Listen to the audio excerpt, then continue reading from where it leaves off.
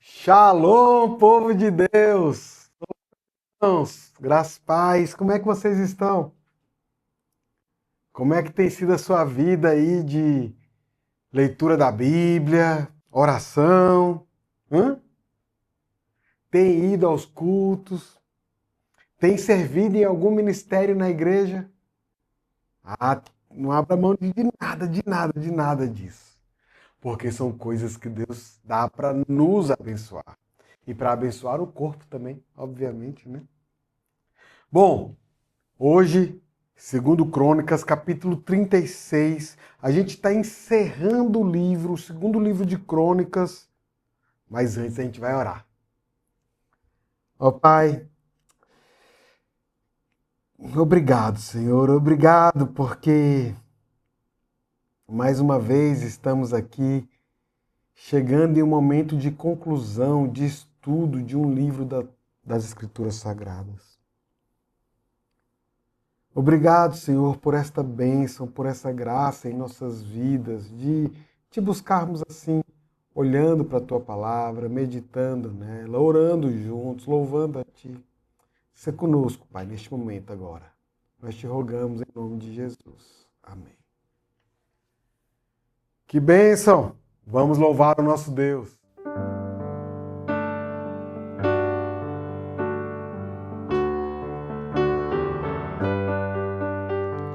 Quão formoso és, Rei do universo, tua glória enche a terra e enche os céus. Tua glória enche a terra, tua glória enche os céus, tua glória enche minha vida, Senhor. Quão formoso és, Rei do universo, tua glória enche a terra e enche os céus. Tua glória enche a terra, tua glória enche os céus, tua glória enche minha vida, Senhor. Maravilhoso é estar em tua presença. Maravilhoso é poder te adorar. Maravilhoso é tocar nas suas vestes. Maravilhoso é te contemplar, Senhor. Vamos no início, quão formoso. Quão formoso és, Rei do universo, tua glória enche a terra e enche os céus. Tua glória enche a terra, tua glória enche os céus, tua glória enche minha vida, Senhor. Maravilhoso, maravilhoso é estar em tua presença. Maravilhoso é poder te adorar. Maravilhoso é tocar nas suas vestes. Maravilhoso é te contemplar, Senhor.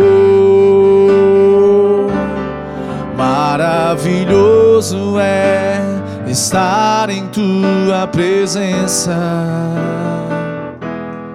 Maravilhoso é poder te adorar. Maravilhoso é tocar cheirar as suas vestes. Maravilhoso é te contemplar, Senhor. Maravilhoso, maravilhoso é te contemplar, Senhor. Maravilhoso, maravilhoso é te contemplar, Senhor.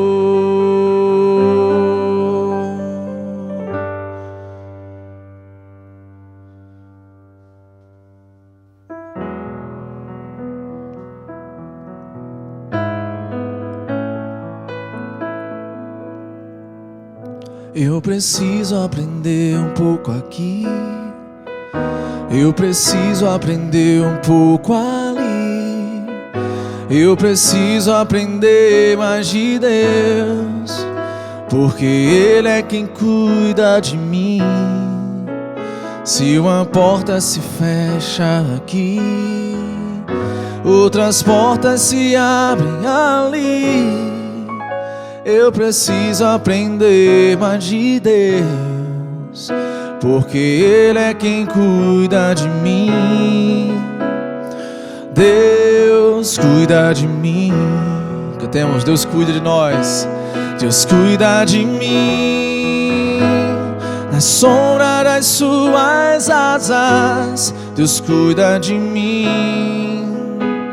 Eu amo a sua casa e não ando sozinho, não estou sozinho, pois sei, eu sei, Deus cuida de mim. Deus cuida de mim. Na sombra das suas asas, Deus cuida de mim. Eu amo a sua casa e não ando sozinho, não estou sozinho, pois sei, Deus cuida de mim.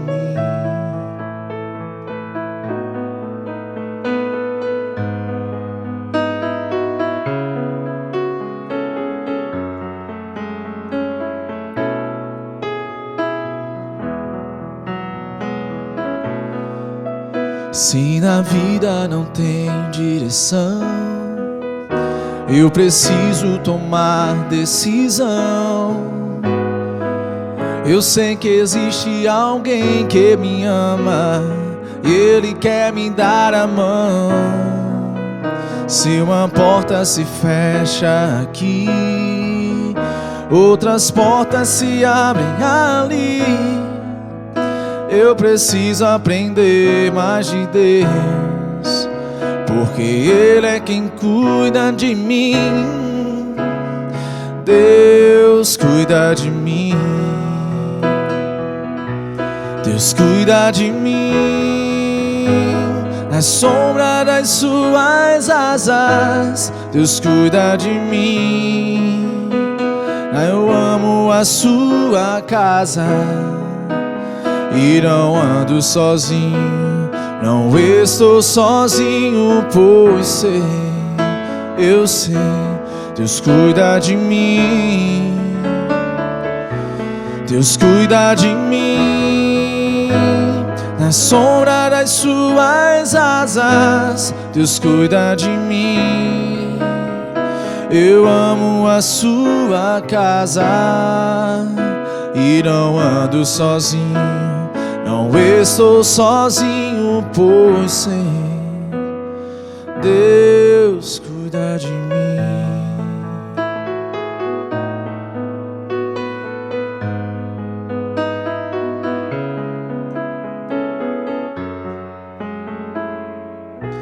Deus cuida de mim. Vamos orar mais uma vez. Ó Santo Deus, como é bom a gente saber que tem ao nosso lado, cuidando de nós, resolvendo as questões das nossas vidas, o único e verdadeiro Deus, soberano do universo. Senhor, Tu és santo, Tu és excelso, Tu és puro, Tu és maravilhoso, Tu és todo-poderoso, Senhor dos exércitos, incomparável, inigualável. Não há outra além de Ti. Não há outra além de Ti, ó Pai. Senhor, obrigado, Pai. Obrigado por esses irmãos que estão sempre te buscando, que estão participando, né, desse momento de pastoreio, assistindo, interagindo, compartilhando. Obrigado, Pai. Derrama, Pai, mais do teu favor, da tua graça sobre a vida de cada um deles. Eu não sei como é que está a vida de cada um deles, mas talvez alguém esteja doente, alguém esteja desempregado, alguém esteja passando por alguma dificuldade financeira. Deus, vai ao socorro desse irmão. Eu não sei, talvez seja algum problema de relacionamento. Ó, Pai, não há ninguém melhor que Tu para desatar esses nós. Na verdade, Tu és expert nisso. Nos ajuda, Pai. Nos ajuda em todas as coisas, Senhor. Pois nós precisamos de Ti. Cuida da saúde de cada um que está aqui assistindo, ouvindo este momento de pastoreio. E nos guia no estudo de hoje. É o que nós te rogamos em nome de Jesus.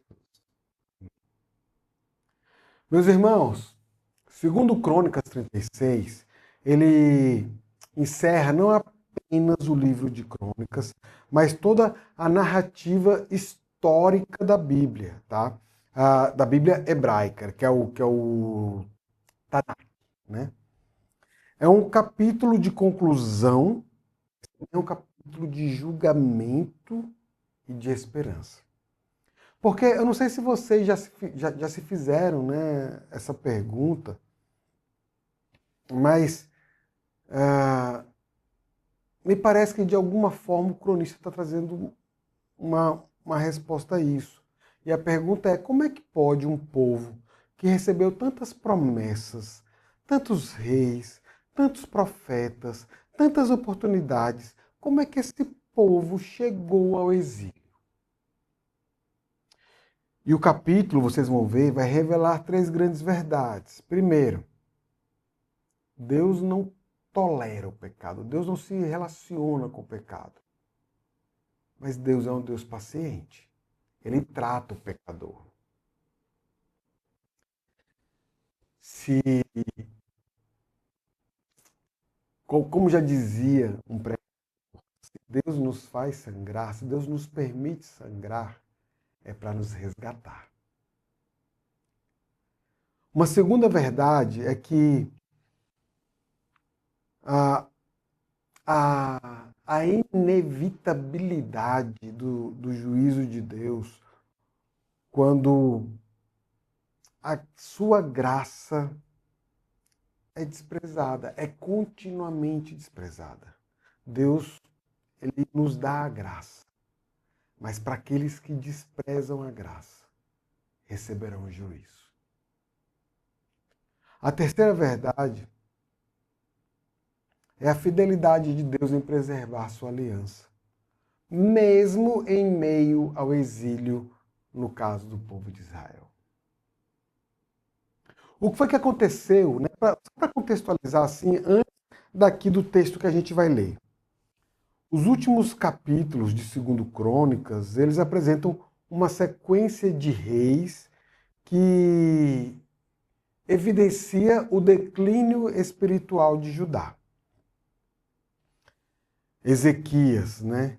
Ele tinha promovido uma das maiores reformas espirituais ali da história daquele povo, purifica o templo, restaura o culto, celebrou uma grande Páscoa, reorganizou o sacerdócio, enfrentou a invasão assíria, né? Confiando em Deus. Mas, apesar disso tudo, a gente vê no capítulo 32 um momento ali de orgulho, né? No coração do rei, após ter sido curado por Deus. nos lembrando que até mesmo os melhores reis, as melhores pessoas, os melhores e maiores líderes permanecem pecadores, enquanto vivem esta vida, enquanto estão nessa carne aqui, no tempo que nós vivemos. O fato é que Ezequias teve um filho chamado Manassés. E Manassés ele é conhecido por ter iniciado o reinado mais perverso de Judá, do Reino do Sul. Manassés restaura a idolatria, Manassés induz cultos pagãos no templo, Manassés praticou feitiçaria, Manassés derramou sangue inocente. Porém, após ele ser levado cativo para a Babilônia, ele se humilhou diante de Deus. A conversão de Manassés é uma das demonstrações, eu diria assim, mais impressionantes da graça divina no Antigo Testamento. Mas isso não exclui ou não expurga as consequências do pecado e de questões nacionais que aconteceram e que permaneceram ali.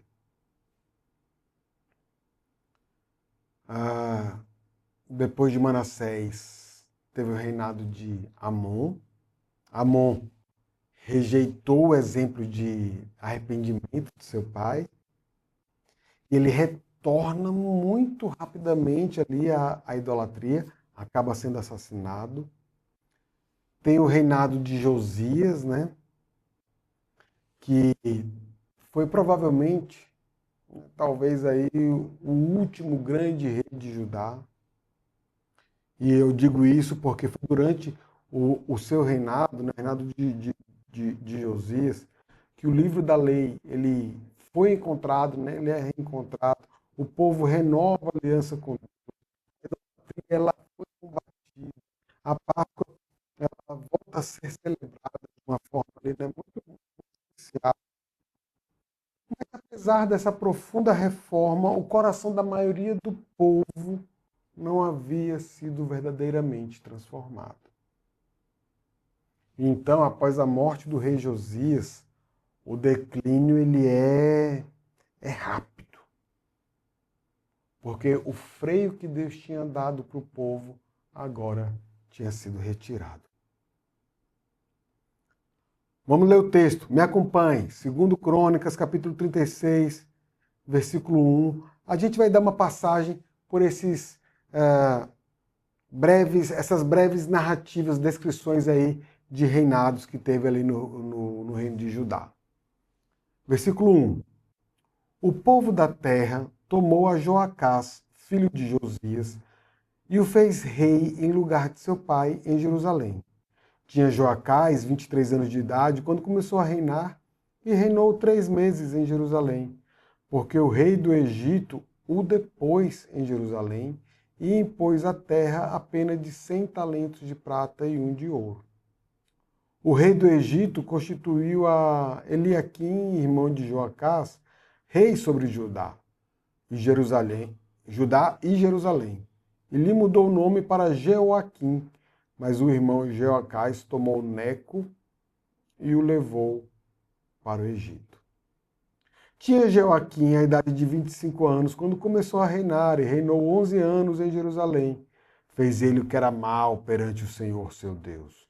Subiu, pois, contra ele Nabucodonosor, rei da Babilônia, e o amarrou com 2 cadeias de bronze para o levar à Babilônia. Também alguns dos utensílios da casa do Senhor levou Nabucodonosor para a Babilônia, onde os pôs no seu templo. Quanto aos mais atos de Jeoaquim e as abominações que cometeu, e ao mais que se achou nele, eis que estão escritos no livro da história dos reis de Israel e de Judá. E Joaquim, seu filho, reinou em seu lugar. Tinha Joaquim 18 anos quando começou a reinar, e reinou 3 meses e 10 dias em Jerusalém. Fez ele o que era mal perante o Senhor.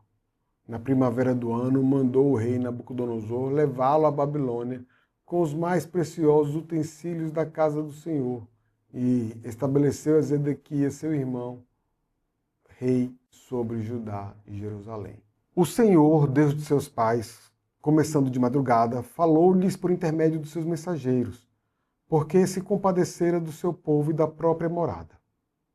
Eles, porém, zombavam dos mensageiros, desprezavam as palavras de Deus e mofavam dos seus profetas, até que subiu a ira do Senhor contra seu povo, e não houve remédio algum.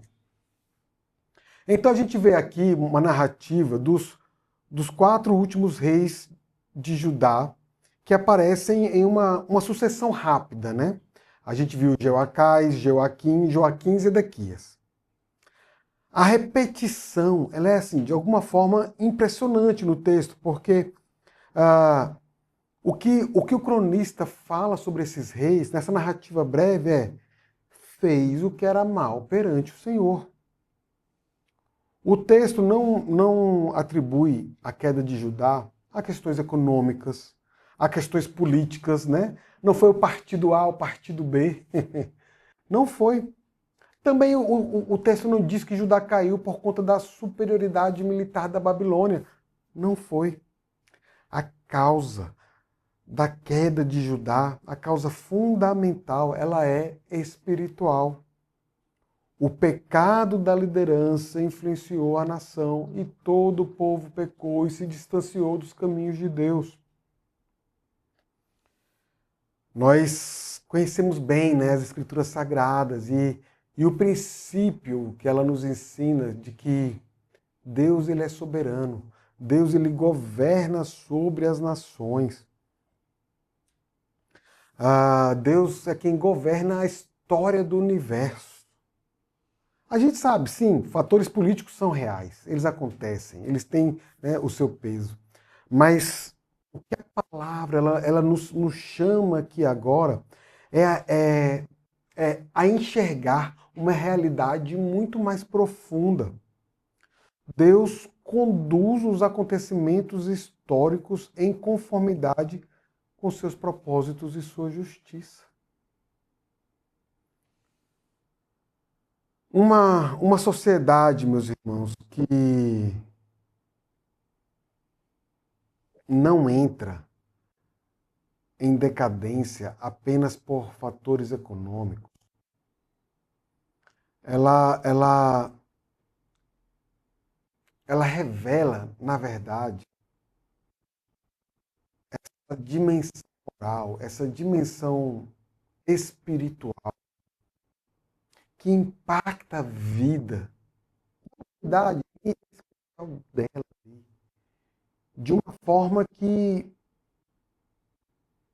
não tem como ter uma vida boa, já que está longe dos caminhos de Deus. Talvez até o povo ele aparente, né, ter algo, algum tipo de sucesso, algum tipo de vitória, algum tipo de vida agradável. Mas entenda, meus irmãos, entendam.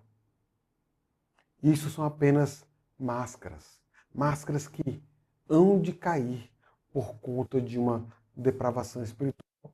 Foi o que aconteceu aqui com o povo de Judá, que é o que a Bíblia está falando para a gente. Então, vamos voltar ao texto, vamos ler aqui, né, novamente o texto, mais um trecho, para a gente conversar um pouco mais. Versículo 17. Por isso, o Senhor fez subir contra ele o rei dos caldeus, o qual matou os seus jovens à espada na casa do seu santuário. E não teve piedade nem dos jovens, nem das donzelas, nem dos velhos, nem dos mais avançados em idade. A todos os deu nas suas mãos. Todos os utensílios da casa de Deus, grandes e pequenos, os tesouros da casa do Senhor, os tesouros do rei e dos seus príncipes, tudo levou ele para a Babilônia. Queimaram a casa de Deus e derribaram os muros de Jerusalém. Todos os seus palácios queimaram, destruindo também todos os seus objetos preciosos. Os que escaparam da espada, a esses levou ele para a Babilônia, onde se tornaram seus servos e de seus filhos, até o tempo do reino da Pérsia, para que se cumprisse a palavra do Senhor por boca de Jeremias, até que a terra se agradasse dos seus sábados. Todos os dias da desolação repousou, até que os 70 anos se cumpriram. O que esse trecho aqui fala para a gente? É que, finalmente, a Babilônia invadiu Jerusalém. O templo foi destruído, os muros caem, grande parte da população foi deportada, é levada cativa. A destruição do templo, ela significa muito mais do que uma derrota militar. Porque talvez para aquele povo, né, essa destruição do templo, ela pareça que as promessas que Deus tinha feito a Davi chegaram ao fim. Não dá mais, né? Não aguenta mais tanto pecado. Mas apenas parece. Porque o cronista ele afirma que o exílio ele também cumpre a palavra sobre o descanso da terra. Durante 70 anos a terra repousa. Isso mostra que até o exílio está sob o governo soberano de Deus. O ponto, irmãos, é que o juízo divino, ele nunca é arbitrário. Ele nunca é aleatório. Ele nunca é algo impensado ou cujas consequências não foram avaliadas. Não, não. O juízo divino, ele é santo, justo e perfeitamente coerente com a aliança que Deus fez com o seu povo. O juízo divino, ele é esse instrumento que Deus usa para trazer seu povo de volta para si. Vamos ao versículo 22. O decreto de Ciro. Porém, no primeiro ano de Ciro, rei da Pérsia, para que se cumprisse a palavra do Senhor por boca de Jeremias, despertou o Senhor o espírito de Ciro, rei da Pérsia, o qual fez passar pregão por todo o seu reino, como também foi escrito dizendo, assim de Ciro, rei da Pérsia, o Senhor, Deus dos céus, me deu todos os reinos da terra e me encarregou de lhe edificar uma casa em Jerusalém, que está em Judá. Quem entre vós é de todo o seu povo que suba, e o Senhor, seu Deus, seja com ele. Historicamente tem um salto grande, né? A gente sai da Babilônia, Nabucodonosor, aqui para a Pérsia com Ciro, mas o texto ele traz, né? Essa narrativa do cronista traz esse fechamento surpreendente, porque surge esse novo personagem, Ciro II, né? E esse rei persa, ele decreta: quem dentre vós é de todo o seu povo, o Senhor seu Deus seja com ele e suba, vai lá, reconstrói o templo. O livro aqui, né, o livro de Crônicas, ele não narra a construção, a reconstrução do templo, mas ele termina com esse convite. Parece que o cronista ele quer que o leitor ele olhe para frente, que o leitor olhe para as bênçãos que hão de vir, né? Para um novo momento, porque a história não acabou. A aliança com Deus não foi encerrada. Mesmo após o juízo, Deus permanece fiel. A sua aliança continua, o seu plano redentor continua, a sua promessa continua. Não se engane, meus irmãos. Deus é um Deus longânimo. Ele adverte, ele exorta, ele disciplina. Mas o que ele quer é que o seu povo viva a melhor vida que ele poderia viver, que é a vida que o próprio Deus planejou para o seu povo. Mas quando o pecado persiste, ele produz consequências reais, sim. A aliança que nós temos com Deus não elimina uma necessidade de santidade. Nós devemos continuar buscando uma vida de santidade diante de Deus. E não tema de onde está vindo talvez uma pressão sobre sua vida. Porque o que a gente vê nesse fechamento do livro é que impérios, reis, guerras, acordos políticos, tudo permanece subordinado ao governo de Deus. Até Ciro, que era um rei pagão, né? Ele foi esse instrumento da providência divina para a reconstrução do templo, para a reconstrução dos muros de Jerusalém, para que o povo voltasse para Jerusalém. Então, o fato é que, mesmo no exílio, mesmo na disciplina, né, Deus preserva a sua promessa feita a Davi. Deus preserva a sua aliança com o seu povo. Mas se de alguma forma você está achando que Deus é sendo paciente demais, né? Você está vivendo isso e está tudo bem, tá esse pecado está fazendo, né? Está tudo bem. Não se engane. A paciência de Deus não significa que Ele aprova o seu pecado, que Ele aprova essa sua vida.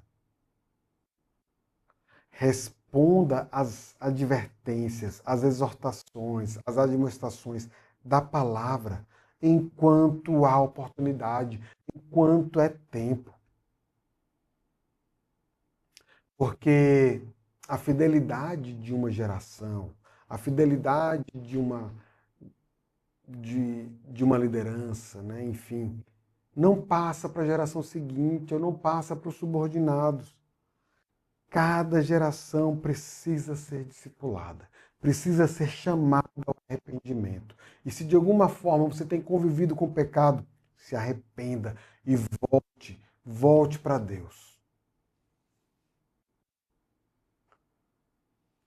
A gente sabe que muitas vezes, né, reformas externas são importantes. Muitas vezes, construções de novos templos são importantes. Reconstruções de templos são importantes. Mas se não houver transformação do coração, essas reformas, essas construções são temporárias, são só obras de mãos humanas e nada mais.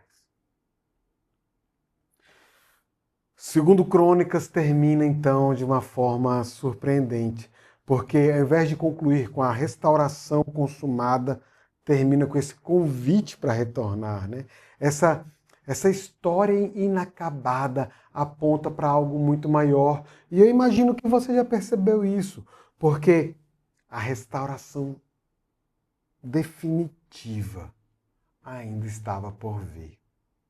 O cronista ele encerra o livro olhando para a fidelidade de Deus. Não para o fracasso humano, para a fidelidade de Deus. E essa fidelidade, ela tem um ápice, ela tem um auge, ela tem um brilho, um esplendor, que é em Jesus Cristo. Jesus Cristo que reúne o povo de Deus não apenas em uma cidade ou no templo, mas em torno de si mesmo, formando um reino que jamais será destruído. A reflexão que eu quero que fique, meu irmão, para você é: como é que eu tenho respondido, então, a essa paciência de Deus? Como é que eu tenho respondido às advertências, às admoestações, exortações que recebo ao ler ou ao ouvir a pregação das Escrituras Sagradas?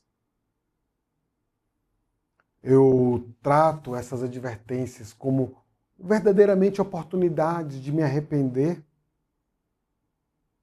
Ou, não, uma vez salvo, salvo para sempre, eu não preciso me preocupar com nada disso, porque não vou perder a salvação, posso viver a vida do jeito que eu quiser. Quem fala isso evidencia marcas de alguém que nunca conheceu a Deus. Porque quem conhece a Deus tem a vida transformada. Seu coração explode de gratidão e não deseja nada mais do que Deus. Deus está acima de todas as coisas em sua vida, definindo sua agenda, suas prioridades, seus relacionamentos. Tudo o que é importante e cada pequeno detalhe, tudo é governado por Deus. Amém, meus irmãos? Vamos orar mais uma vez? Ó Senhor, Pai, é este teu governo que nos dá paz. É por causa do teu governo que sabemos que podemos descansar. Porque se não fosse a tua obra, se não fosse a tua vontade, nós nunca conseguiríamos. Nós não conseguiríamos te conhecer. Nós não conseguiríamos ser salvos. Nós morreríamos. Morreríamos eternamente. Obrigado, Senhor. Obrigado por seu Filho Jesus Cristo. Obrigado pela obra na cruz. Obrigado pelo nosso resgate, pela nossa restauração, pela nossa redenção. Louvado seja o teu nome, Pai. Nos enche, Pai, dessa convicção, nos enche dessa alegria e que isso transforme o nosso viver e revele a Ti para todos aqueles com quem nós nos relacionamos. Senhor, abençoa, Pai, abençoa nossas vidas, Pai. Nos livra do mal, em nome de Jesus. Amém. Meus irmãos, vamos louvar mais uma vez?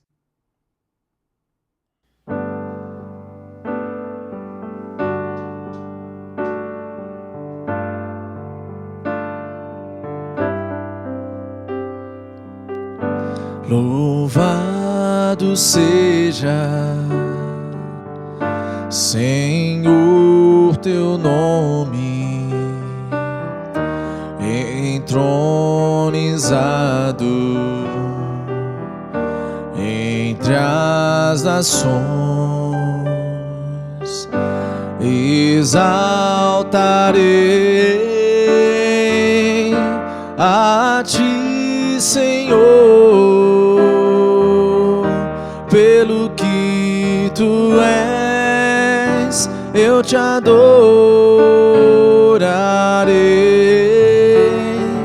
Recebe a minha adoração, que é fruto de tua graça a mim e do teu amor que transborda em mim.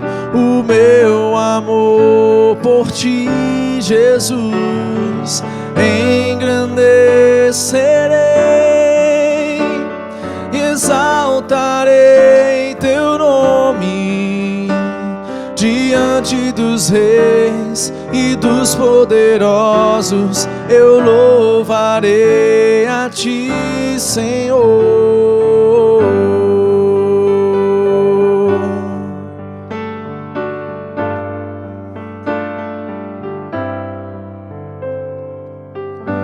Louvado seja, Senhor, teu nome, entronizado entre as nações. Exaltarei a ti, Senhor, pelo que tu és, eu te adorarei. Recebe a minha adoração, que é fruto de tua graça a mim e do teu amor que transborda em mim o teu amor por ti, Jesus. Engrandecerei e exaltarei teu nome diante dos reis e dos poderosos. Eu louvarei a ti, Jesus. Engrandecerei e exaltarei teu nome diante dos reis e dos poderosos. Eu louvarei a ti, Senhor.